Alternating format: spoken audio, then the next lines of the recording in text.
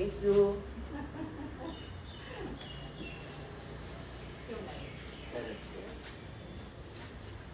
સુખી રહ્યો, ખૂબ ખૂબ આવું ને આવું બનાવો, આગળ વધો. બસ આજે આ વિડીયો વિશે મારે કંઈ કહેવું જ નહીં પડે, કારણ કે આજે અમારા બાની ફરમાઈશ મેં પૂરી કરી અને સાથે સાથે મારા ફોલોઅર્સની પણ ફરમાઈશ હતી કે તમે આઈસ્ક્રીમ બનાવો. તો સિઝનનો મેં આજે પહેલો મેંગો આઈસ્ક્રીમ બનાવ્યો છે અને 2 કપ દૂધમાં એટલો બધો આઈસ્ક્રીમ બનશે ને કે તમે લોકો શોક થઈ જશો કે ખરેખર આ એટલો ઘરનો જ છે એમ, એટલો બધો ટેસ્ટી આઈસ્ક્રીમ ઘરે બનતો હોય છે. તો કઈ રીતે ફટાફટથી જોઈ લઈએ. તો 2 કપ દૂધ, એમાં 1/3 અથવા તો 1/4 કપ જેટલી ખાંડ અને 2 પાઉચ જેટલા એટલે કે 1/4 કપ જેટલું થાય છે આપણે મિલ્ક પાવડર. તો મેં અહીંયા નેસ્લેનો યુઝ કરેલો છે એવરીડે વાળો, અને સાથે 1 ચમચી જેટલો કસ્ટર્ડ પાવડર. તો આ બધી વસ્તુને પહેલાં તો આ રીતે એક પેનમાં મિક્સ કરી દેવાની. તો એકદમ સરસ રીતે મિક્સ થશે ને. અને હા, જો દૂધ ગરમ ના હોવું જોઈએ, જો ગરમ હોય તો થોડું ઠંડુ થવા દેજો, રૂમ ટેમ્પરેચરવાળું, પછી પાવડર નાખજો, જેથી કરીને ગઠ્ઠા બિલકુલ ના રહે, લમ્સ ફ્રી બને અને ફટાફટથી આપણે આ બધું મિક્સ પણ થઈ જાય. તો હવે આને આપણે ઉકળવા દેવાનું છે. તો આને ઉકળતા 7 થી 8 મિનિટ જેવો ટાઈમ લાગશે. મીડિયમ ટુ લો ફ્લેમ પર ઉકળવાનું. અને જો તમે મીડિયમ ફ્લેમ રાખ્યું હોય તો આ રીતે વચ્ચે વચ્ચે હલાવતા જવાનું, પછી એકદમ લો ફ્લેમ કરી દેવાની. અને થોડું અહીંયા મેં કેસર પણ નાખેલું છે, જેથી કરીને ટેસ્ટ અને કલર સરસ આવે. તો આને આ રીતે મિક્સ કરી દેવાનું. અહીંયા કોઈ પણ જાતનું આપણે મિલ્ક મેડ કે કંઈ યુઝ નથી કરતા, તો પણ એટલો બધો ટેસ્ટી આઈસ્ક્રીમ બનશે ને ઘરે, તમને લોકોને વિશ્વાસ જ નહીં આવે. તો જો એકવાર તમે આ મારી રેસીપી ટ્રાય કરશો ને, તો આ છે ને પ્રૂફફુલ છે. એટલે કે મતલબ આ વસ્તુ એકદમ પરફેક્ટ પહેલી વારમાં જ બની જશે. અને તમને પણ એવું થશે કે હવેથી બહારથી આઈસ્ક્રીમ લાવવા કરતાં, અને મેંગો આઈસ્ક્રીમ બહારનો મને જનરલી નથી જ ભાવતો, પણ આ ઘરે બનાવ્યો છે ને ત્યારથી મને આ બહુ જ ભાવે છે. તો તમે પણ આ રેસીપીથી જરૂરથી ટ્રાય કરજો, પહેલી વારમાં તમે પણ સક્સેસ જશો મારી જેમ.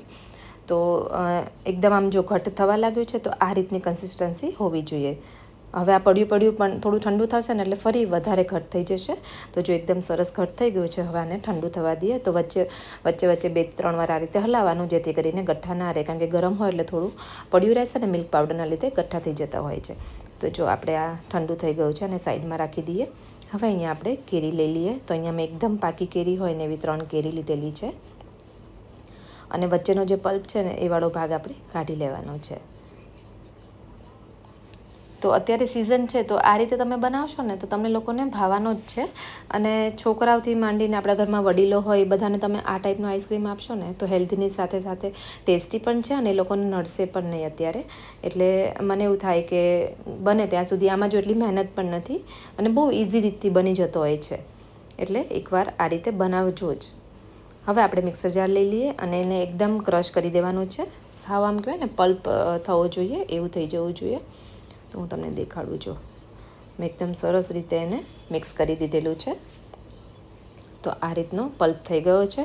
હવે આના અંદર જે આપણે આ બનાવ્યો છે બેઝ, આઈસ્ક્રીમ બેઝ, એને અંદર લઈ લઈએ મિક્સર જારમાં જ તે, અને ફરી એને એકવાર ક્રશ કરી દેવાનું છે. અને આને પણ એકદમ એકરસ થાય ને, એટલે આમ કહેવાય ને સરસ રીતે મિક્સ થાય ને એ રીતે કરવાનું. અને હા, એની પહેલાં ઘરની તાજી મલાઈ હોય ને એ અડધો વાટકો લઈ લેજો, અથવા તો 2-3 ચમચા જેટલી. તો આ રીતે જેટલી મલાઈ હતી ને મારે આજના દિવસે એ મેં લઈ લીધેલી છે. અને આ અંદર નાખજો, એનાથી એકદમ ક્રીમી ટેક્સચર આવશે અને એકદમ ટેસ્ટ મસ્ત આવશે, જબરજસ્ત. તો જો ક્રશ થયું પછી કેટલું સરસ બને છે, હું દેખાડું તમને. આ રીતનું થવું જોઈએ, એકદમ સરસ ઘટ. હવે આપણે એક કન્ટેનરમાં લઈ લઈએ અને તમે કોઈ પણ કન્ટેનર આમાં લઈ શકો છો. અને આને ઢાંકી અને ફ્રીઝમાં 3 થી 4 કલાક માટે સેટ થવા રાખવાનું છે. પછી ફરી આપણે એક પ્રોસેસ કરવાની છે. તમે ઈચ્છો તો આમનામ પણ ખાઈ શકાય છે. તો તમે 5-6 કલાક રાખી શકો, પછી ખાઈ શકો. પણ એની પહેલાં પણ એકદમ આમ ક્રીમી ને બાર જેવું તમારે જોતો હોય ને આઈસ્ક્રીમ, તો એક પ્રોસેસ કરવાની હોય, આના પછીની છે. તો અહીંયા મેં 3 થી 4 કલાક માટે સેટ થવા દીધેલો છે. અહીંયા મારે 3 કલાક જેવો ટાઈમ થઈ ગયો છે. તો આપણે કાઢી લઈએ અને હું તમને દેખાડું છું કેવો બન્યો છે. એકદમ મસ્ત થયો છે. પણ અત્યારે 3-4 કલાકમાં છે ને એકદમ નહીં જામે, ખાલી થોડો જ ઉપરથી જામી જશે. તો એને ફરી આપણે મિક્સર જારમાં લઈ લેવાનું છે. આ પ્રોસેસ કરજો એટલે એકદમ આમ ક્રીમી જે બને ને એવો બનશે. અને સેમ તમને એવું લાગશે કે તમે બહારથી જ લઈ આવ્યા છો, ઘરનો લાગશે જ નહીં. કોઈને ખબર નહીં પડે. જો તમે ગેસ્ટ આવ્યા હોય ને બનાવીને રાખ્યો હોય ને આપશો ને, તો આપણને સસ્તો એ પડશે અને એકદમ ચોખ્ખો એ બનશે એમ. તો હવે આપણે મિક્સર જારમાં લઈ ફરી હવે હા, જો હું તમને કીધું અડધો મિનિટ માટે જ રાખજો હવે આને ક્રશ કરવાનું.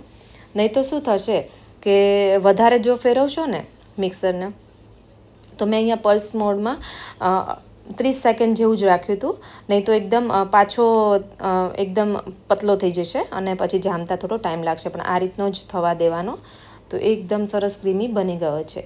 હવે ફરી આપણે કન્ટેનરમાં લઈ લઈએ. મેં એકવાર કન્ટેનરને ધોઈ અને પાછું સાફ કરી લીધેલું હતું ચોખ્ખું, અને ફરી એને સેટ થવા માટે રાખી દીધેલું છે. હવે આના અંદર જો આને છે ને આ રીતે પહેલાં તો થોડું ઉપરથી નીચે આમ ટેપ કરજો અને પછી ઉપર થોડું આ રીતે સેટ કરી દેજો. અને અહીંયા મેં એકદમ મીઠી હોય ને એવી કેરી લીધેલી છે, નાની સાઇઝની, અને એ એકદમ ઝીણા ઝીણા ટુકડા કરવાના છે. આ ઓપ્શનલ છે, પણ મેંગો આઈસ્ક્રીમ છે તો નાખશો તો સારું પણ લાગશે અને ટેસ્ટ પણ જબરજસ્ત આવશે. એકદમ ઝીણા ઝીણા, જો સાવ ઝીણા ટુકડામાં મેં કટ કરી દીધેલી છે, અને એને ઉપરથી નાખજો. અને તમે ઈચ્છો તો આમાં ડ્રાયફ્રૂટ એડ કરી શકો છો, પણ મેંગો આઈસ્ક્રીમમાં છે તો જનરલી ડ્રાયફ્રૂટ ના નાખો તો વધારે સારું, કારણ કે બીજા બધા આઈસ્ક્રીમમાં આપણે યુઝ કરતા જોઈએ છીએ.